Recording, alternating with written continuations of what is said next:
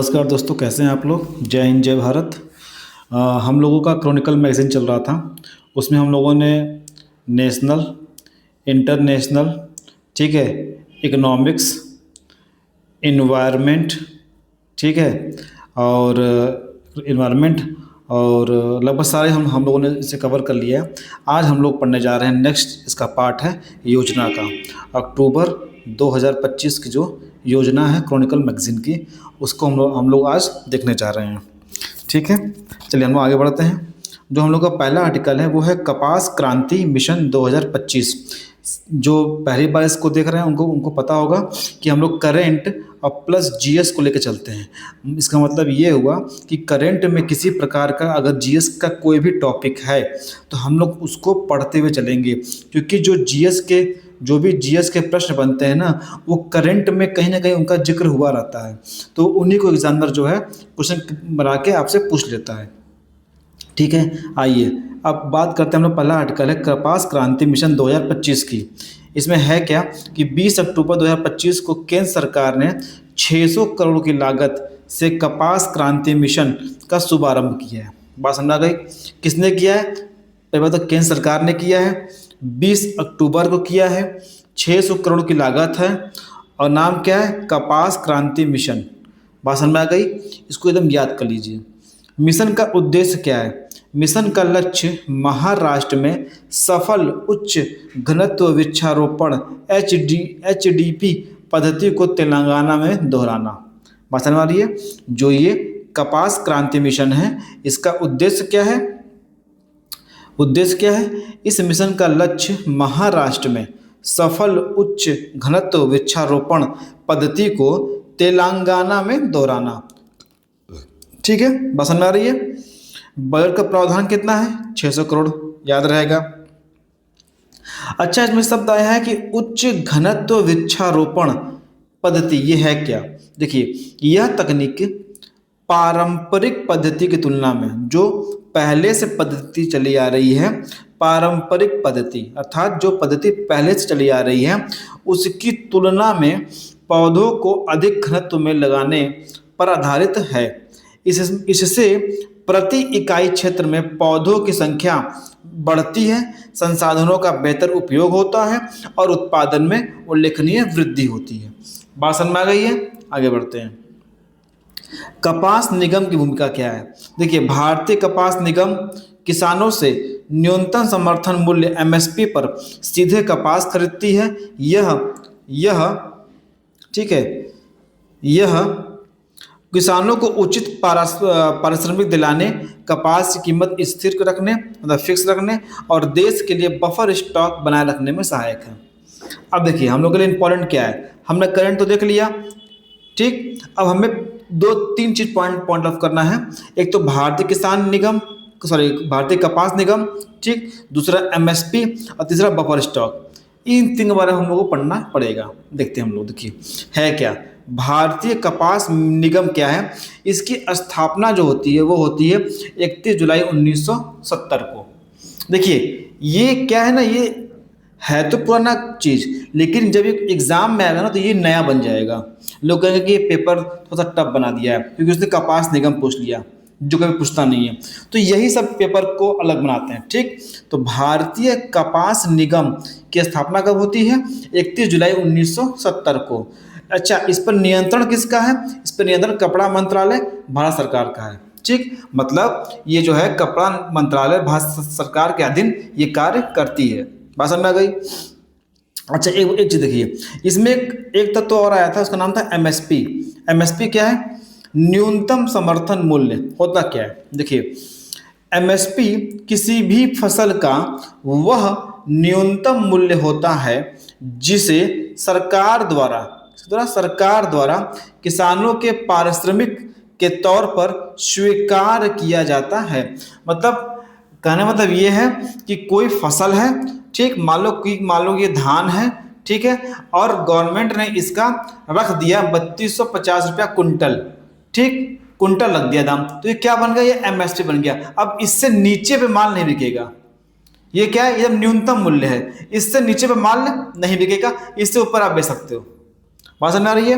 तो एमएसपी क्या है? किसी भी फसल का वह न्यूनतम मूल्य होता है जिसे सरकार द्वारा किसानों के पारिश्रमिक के तौर पर स्वीकार किया जाता है।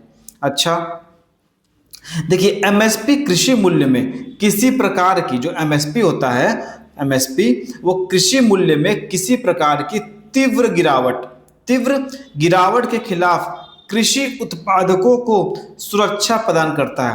अर्थात मान लो कि धान की कीमत, ठीक है, अगर इसकी एमएसपी नहीं तय करेगा गवर्नमेंट और उसका कीमत घटकर आ गया 2600 रुपये, तो इससे क्या हो जाएगा? किसानों को घाटा होगा। लेकिन अगर 3250 रुपये गवर्नमेंट ने एमएसपी इस पे लगा दिया तो गिरावट हो चाहे ना हो, वो 3250 से कम पे वो नहीं बिकेगा। बात समझ रही है ना चीज को? तो करता क्या है कि एमएसपी कृषि मूल्य में किसी प्रकार की तीव्र गिरावट के खिलाफ कृषि उत्पादकों को सुरक्षा प्रदान करती है। ठीक। अच्छा देखिए, वर्तमान में सरकार जो है वो 24 फसलों को एमएसपी मूल्य सूची में रखता है। 24 फसलों को है क्या? अब इसके बारे में अभी आपको आगे हम पढ़ाएंगे। देखिए, जो एमएसपी है इसका निर्धारण कौन करता है, इस पे ध्यान दीजिए। कृषि लागत और मूल्य आयोग का फुल क्या वो बोलते हैं? सीएसीपी। क्या है? कृषि लागत और मूल्य आयोग, सीएसीपी द्वारा सरकार को 22 मैंडेट क्रॉप के लिए एमएसपी तथा गन्ने के लिए उचित और लाभकारी मूल्य एफआरपी की सिफारिश की जाती है। तो एमएसपी जो होती है वो मैंडेट क्रॉप्स के लिए होती है, क्रॉप्स के लिए, बात समझ में आ रही, और एफआरपी जो होती है वो किसके लिए होती है? गन्ने के लिए। और इन दोनों का रिकमेंडेशन कौन करता है? वो सीएसीपी करता है। मतलब एफआरपी जो होता है वो गन्ने के लिए होता है, एमएसपी क्रॉप्स के लिए होता है, और इन दोनों का जो रिकमेंडेशन है वो कौन करता है? वो सीएसीपी करता है। बात समझ में आ रही है?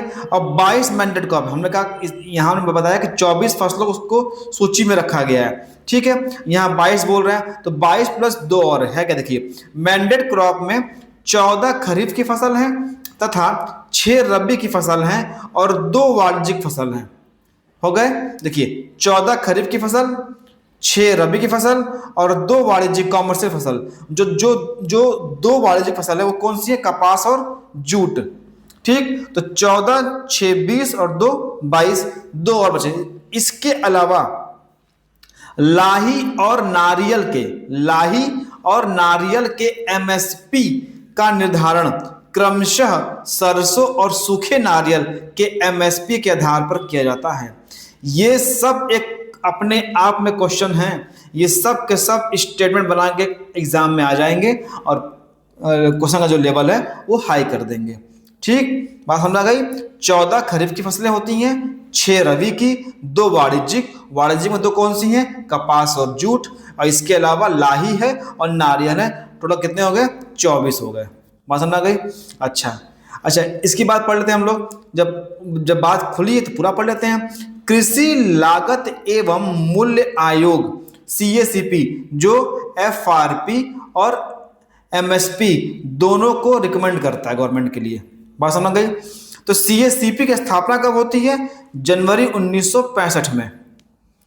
ये क्या है? ये एक सलाहकारी निकाय है। क्या है? सलाह देना। जो सीएसीपी है ना, ये क्या ऐसा काम क्या है? सलाह देना, सलाहकारी निकाय है जिसकी सिफारिशें सरकार के लिए बाध्यकारी नहीं है। इसको याद करिएगा कि सीएसीपी की जो सिफारिशें हैं वो सरकार के लिए बाध्यकारी नहीं है। ठीक, कृषि एवं किसान कल्याण मंत्रालय का एक संलग्न कार्यालय है। यह है क्या? जो सीएसीपी क्या है? ये कृषि एवं किसान कल्याण मंत्रालय का एक संलग्न कार्यालय है। बात समझ गई? अब देखिए, रबी की फसल देखिए, हमने पढ़ा ना कि 14 क्या होता है? खरीफ की, 6 रबी की, हमने पढ़ा नहीं चीज। अब ये इसको भी यही पढ़ लेते हैं। है क्या? देखिए, रबी फसल क्या है? सर्दियों, देखिए ऋतुओं के हिसाब से ना, ऋतुओं के हिसाब से ना डिवाइडेशन होता है। ठीक, सर्दियों के मौसम में मतलब अक्टूबर नवंबर में बोया जाता है तथा वसंत ऋतु में मतलब मार्च अप्रैल में इसे काटा जाता है। किसको? रबी की फसल को। बात समझ आ गई। इसलिए इसको वसंत की फसल कहते हैं, याद कर लीजिए। रबी की फसल को क्या कहते हैं? वसंत की फसल। अगर याद नहीं हो रहा है तो इसको ऐसे ही याद कर लीजिए कि वसंत और रवि दोस्त हैं। बात समझ आ रही है? रवि और बसंत क्या हैं?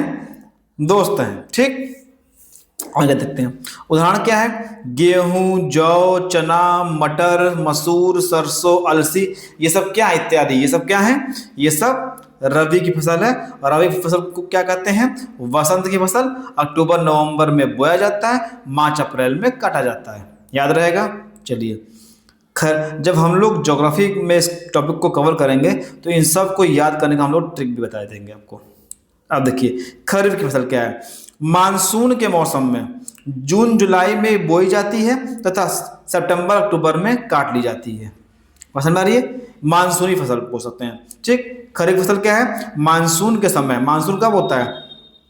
अप्रॉक्स 15 जून से मानसून होता है, तो जून जुलाई में हम लोग बोते हैं और सितंबर अक्टूबर में इसको काट लेते हैं। क्या क्या है? चावल, मक्का, बाजरा, ज्वार और अरहर। याद रहेगा? चावल, मक्का, बाजरा, ज्वार, अरहर। ठीक, आगे बढ़ते हैं। इसमें एक पॉइंट और आया था, बफर स्टॉक। ये क्या होता है? एक अतिरिक्त या सुरक्षित भंडार। क्या है? एक अतिरिक्त या सुरक्षित भंडार है जो अप्रत्याशित मतलब जिसका कोई मतलब अप्रत्याशित मतलब कि पहले से जिसकी आशा नहीं थी उतना डिमांड आ गया। अप्रत्याशित मांग। कितना? अप्रत्याशित मांग। आपूर्ति में देरी या बाजार में कीमतों को स्थिर फिक्स रखने के लिए रखा जाता है। अगर हम भंडारण नहीं करेंगे किसी फसल का तो होगा क्या? कालाबाजारी होने शुरू हो जाएगी।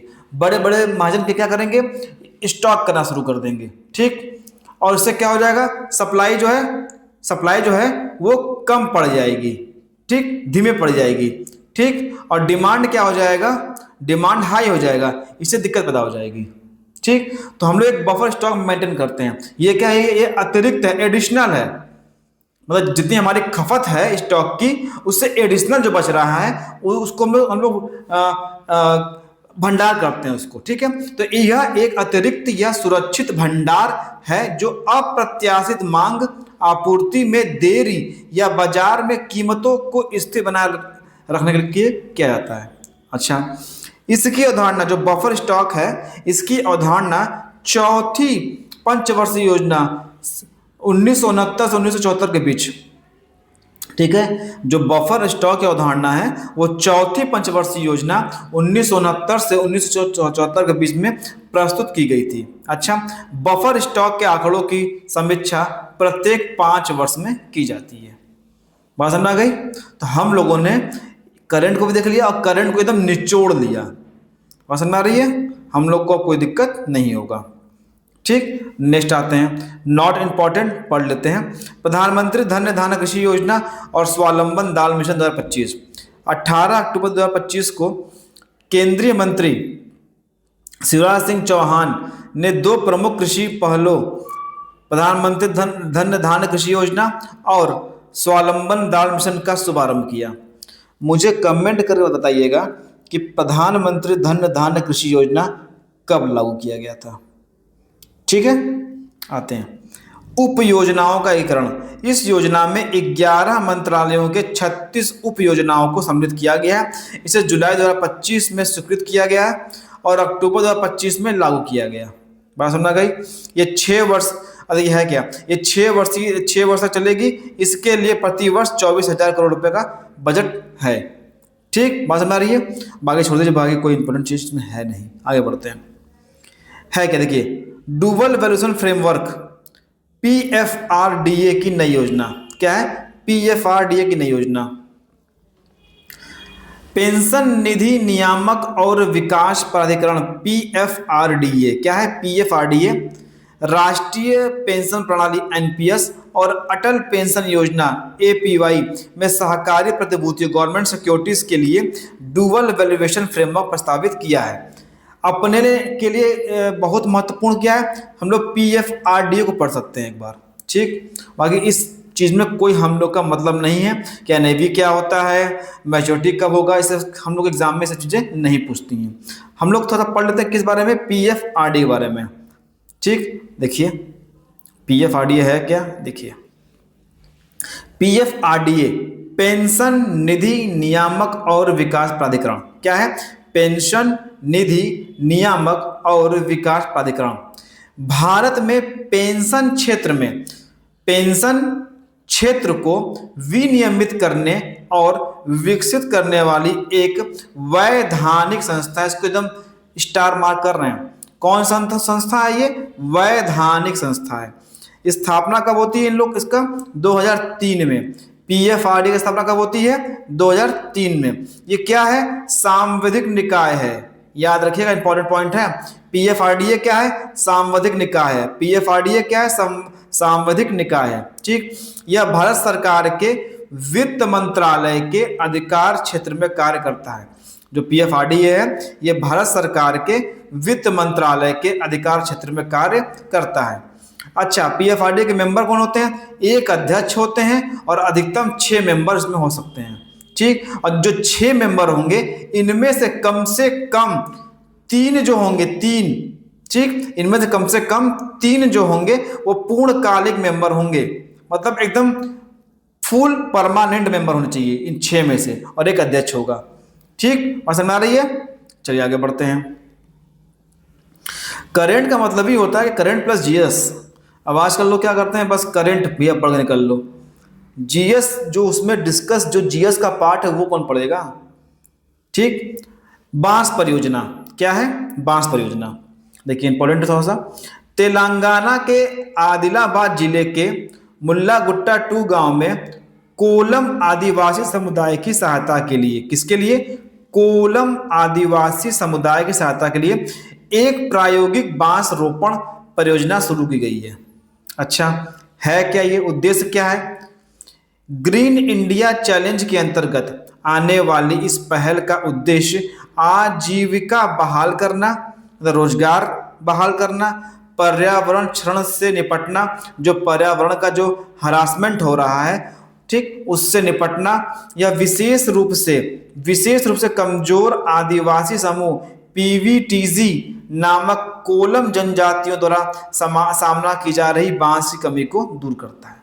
अब देखिए हम लोग के लिए सबसे महत्वपूर्ण पॉइंट क्या बन गया, पीवीटीजी। ठीक, इसको हम लोग कायदे से पढ़ेंगे। ग्रीन इंडिया चैलेंज क्या है, यहां आया था ना, ग्रीन इंडिया चैलेंज है क्या। ग्रीन इंडिया चैलेंज एक राष्ट्रव्यापी पर्यावरण कार्यक्रम है जिसका उद्देश्य पूरे भारत में वनीकरण और सतत प्रथाओं को बढ़ावा देना है। अगर इसको आप नहीं भी पढ़ेंगे, जब एग्जाम में आएगा, जब ग्रीन आएगा ना, ग्रीन, तो ग्रीन कहाँ होगा, एनवायरनमेंट में ही होगा ना। तो पर्यावरण मिला कीवर्ड, यहाँ मिला ग्रीन, टिक मार्क आगे निकल जाएंगे। देखिए है क्या, ये कोलम जनजाति जो पीवीटीजी में आती है। कोलम एक आदिवासी समूह है जो मुख्य रूप से महाराष्ट्र, तेलंगाना, छत्तीसगढ़, मध्य प्रदेश में पाई जाती है। ये विशेष रूप से कमजोर आदिवासी समूह पीवीटीजी के रूप में क्लासिफाइड है। इसका समाज जो कोलम जनजाति है, जिसका जो समाज है वो पितृवंशी है, याद रखिएगा, पितृवंशी स्टेटमेंट बना के पॉइंट्स में डाल देगा। ठीक, और इनके पारंपरिक व्यवसाय कृषि और वन का कार्य है। बात समझ आई। अब देखिए हम लोग को पढ़ना क्या है, इंपॉर्टेंट नहीं है, ये वेरी इंपॉर्टेंट है। क्या चीज, पीवीटीजी। ठीक, मेंस के पॉइंट ऑफ व्यू से और प्रीलिम्स के पॉइंट ऑफ व्यू से, दोनों के पॉइंट ऑफ व्यू से। ठीक, देखिए है क्या, विशेष रूप से कमजोर जनजातीय समूह पीवीटीजी। ठीक, भारत में कुछ ऐसे समुदाय हैं जिन्हें अनुसूचित जनजातियों, मतलब एसटी, ठीक, अनुसूचित जनजातियों में सबसे कमजोर के रूप में पहचान जाता है। ठीक, मतलब एसटी में जो सबसे कमजोर है, अनुसूचित जनजातियों में, मतलब एसटी में जो सबसे कमजोर के रूप में इनकी पहचान होती है। पीवीटीजी शब्द का प्रयोग पहली बार 1960 में ढेबर आयोग द्वारा किया गया था। वेरी इंपॉर्टेंट है, ये एग्जाम क्वेश्चन आपसे पूछ सकता है कि जो पीवीटीजी शब्द है, ठीक, इसका प्रयोग पहली बार 1960 में ढेबर आयोग द्वारा किया गया था। वर्तमान में भारत सरकार के द्वारा 75 विशेष रूप से कमजोर जनजातीय समूह हैं, ठीक, और 75 पीवीटीजी में से अधिकतम 13 उड़ीसा में है और 12 जो है आंध्र प्रदेश में है। तो सबसे ज्यादा पीवीटीजी कहाँ पाए जाते हैं? उड़ीसा में, उसके बाद आंध्र प्रदेश में, ठीक। देखिए, भारत सरकार की जो गृह मंत्रालय है, ठीक है, भारत सरकार की जो गृह मंत्रालय है वो पीवीटीजी की पहचान के लिए मानदंडों का पालन करती है। क्या मानदंड है? प्रौद्योगिकी पूर्व कृषि स्तर, प्रौद्योगिकी पूर्व मतलब टेक्नोलॉजी जो कृषि में उपयोग की जा रही है उससे पहले की जो टेक्नोलॉजी है वो लोग प्रयोग कर रहे हैं, मतलब वो मॉडर्न युग का प्रयोग नहीं कर रहे हैं, ठीक। साक्षरता का निम्न स्तर, आर्थिक पिछड़ापन और घटती स्थिर आबादी, इन 4 चीज मानदंडों को देखते हुए जो होम मिनिस्ट्री है अपनी, ठीक है, होम मिनिस्ट्री वो पीवीटीजी की पहचान करती है। वर्ष 1975 में भारत सरकार द्वारा कमजोर आदिवासी समूह पीटीजी नामक एक पृथक श्रेणी बनाई गई तथा 52 ऐसे समूहों को उसमें डाला गया, ठीक। तो 1975 में क्या नाम था इसका? कमजोर आदिवासी समूह पीटीजी। कितने लोग थे उसमें? कितने जनजातियां थी? 52। फिर क्या होता है? 1993 में 23 अन्य समूहों को भी पीटीजी श्रेणी में डालते हैं। पहले 52 थे, फिर 93 में 23 और जोड़ दिया गया। फिर क्या होता है कि 2006 में भारत सरकार ने पीटीजी का नाम बदलकर पीवीटीजी कर दिया, ठीक। तो स्टेटमेंट बनाकर आपसे पूछ सकता है कि पीटीजी का नाम पीवीटीजी कब पड़ा? 2006 में पड़ा। बात समझ आई? तो हम लोगों ने ये योजना को एवं कार्यक्रम को हम लोगों ने अच्छे से पढ़ लिया है। इसके बाद जो हम लोग का नेक्स्ट टॉपिक होगा, ठीक है, वो आएगा हम लोग का BFSI। क्या आएगा? बैंकिंग, वित्तीय सेवा एवं बीमा। ये हम लोग पढ़ेंगे नेक्स्ट वीडियो में। और वीडियो कैसा लगा आप लोग जरूर अपने बहुमूल्य कमेंट दीजिएगा। ये हम लोग का चैनल है, इसको आप लोग अधिक से अधिक शेयर करिए। और PDF के लिए आप लोग टेलीग्राम पे और व्हाट्सएप दोनों जगह आप लोग ऐड हो जाइए। टेलीग्राम पे UPPCS 2026 के लिए, ठीक, और UPRO 2026 के लिए फ्री में बैच बना हुआ है। बात समझ में आ रही है? और आप लोग मेहनत करिए, मेहनत करना बहुत ज़रूरी है, तभी आप लोग SDM जो UPPCS के थ्रू सबसे बड़ी पद होती है इसको प्राप्त करने में सफल होंगे। 2026 में एक अच्छी वैकेंसी आप लोग को एटलीस्ट 700 प्लस तो देखने को मिलेगी, क्योंकि 2027 में चुनावी वर्ष है। तो 2026 जो है वो तैयारी करने वालों के लिए वो गोल्डन वर्ष है। तब तक के लिए जय हिंद, जय भारत। आपका दिन शुभ हो और निरंतर ही आप लोग पढ़ाई अपनी जारी रखिए। जय हिंद।